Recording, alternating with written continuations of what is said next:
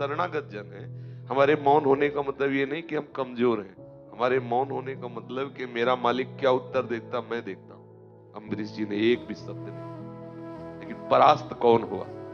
दुर्वासा परास्त, महातपस्वी। एक शब्द भी नहीं बोला, एक शब्द भी नहीं अम्बरीश जी ने बोला, और त्रिभुवन में भागना पड़ा उस महातपस्वी को, और कहीं भी ठौर नहीं मिली। अंततोगत्वा अम्बरीश के ही चरण पकड़े। यह है हमारे स्वामी के आश्रय का मौन। मौन हो गए। तो देखो स्वामी ने क्या किया, भेज दिया सुदर्शन चक्र को। एक महातपस्वी की तपस्या मारी घूमती रही, सब जगह भाग के गया, कहीं भी ठौर नहीं। ऐसे चुप रहे। यदि हमारे साथ कोई अन्याय, प्रतिकूलता, अपमान आदि करता है और हम सह जाते हैं, तो हमारा मालिक हिसाब करता है।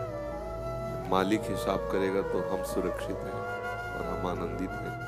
उसमें दो बातें हैं, एक तो सर्वसमर्थ मालिक की कृपा मिलेगी, दूसरी बात जब मालिक हिसाब करेगा तो बहुत बढ़िया करेगा।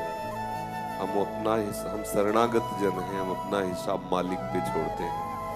हम जरूर असमर्थ हैं, लेकिन मेरा मालिक समर्थ है। वो जब हिसाब करेगा तो एक एक क्षण का हिसाब करता है। हम अज्ञानी जीव की तरह नहीं कि हम हिसाब करें। कोई अन्याय कर रहा है तो मैं सह रहा हूं, उसमें दो बातें हैं।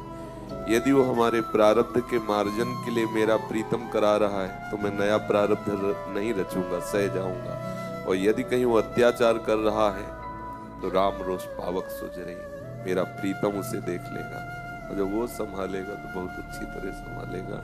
ये अज्ञानी लोग हैं जो ऐसा कहते हैं कि अन्याय नहीं सहन, और जिस दिन उसको हमारे द्वारा उस अन्याय का प्रतिरोध कराना होगा ना, उस दिन आप आपे में नहीं रहेंगे।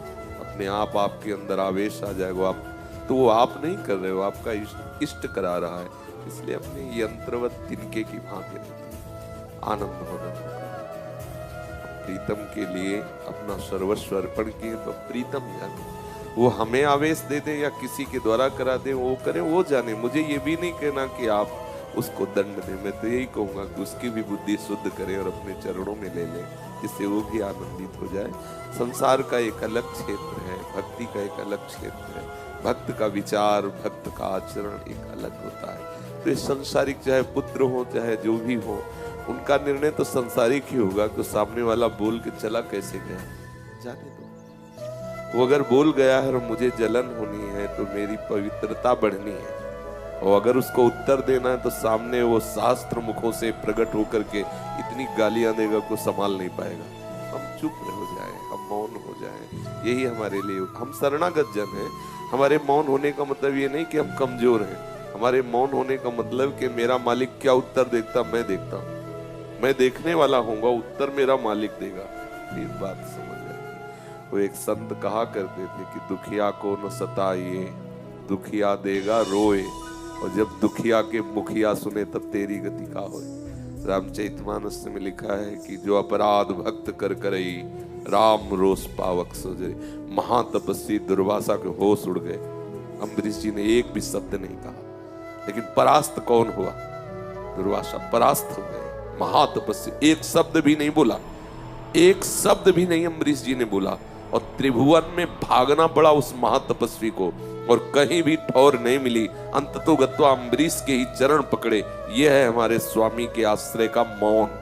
मौन हो गए। तो देखो स्वामी ने क्या किया, भेज दिया सुदर्शन चक्र को। एक महातपस्वी की तपस्या मारी घूमती रही, सब जगह भाग के गया, कहीं भी ठौर नहीं मिली। ऐसे ही चुप। हम चुप है तो हमारा मालिक बहुत सामर्थ्यवान, वो हिसाब कर देगा। अगर हिसाब नहीं हो रहा तो मेरा हिसाब हुआ है, पक्का समझ लो। कोई सामने से मुझे पीट रहा है और वो पीट के चला गया और मौज मस्ती में है, तो निश्चित समझो ये मेरा कोई अपराध था, कोई पाप था, जिसको मेरे स्वामी ने उसके द्वारा पवित्र कराया है। नहीं तो ऐसा कौन जन्मा है, सीम की चाप सके को तासु, बड़ रखवार रमापति जासु। भगवान के दास को कोई कड़ी नजर से देख सके, ऐसा सृष्टि में कोई पैदा ही नहीं हुआ। इसलिए आश्रित होकर भगवत आनंद में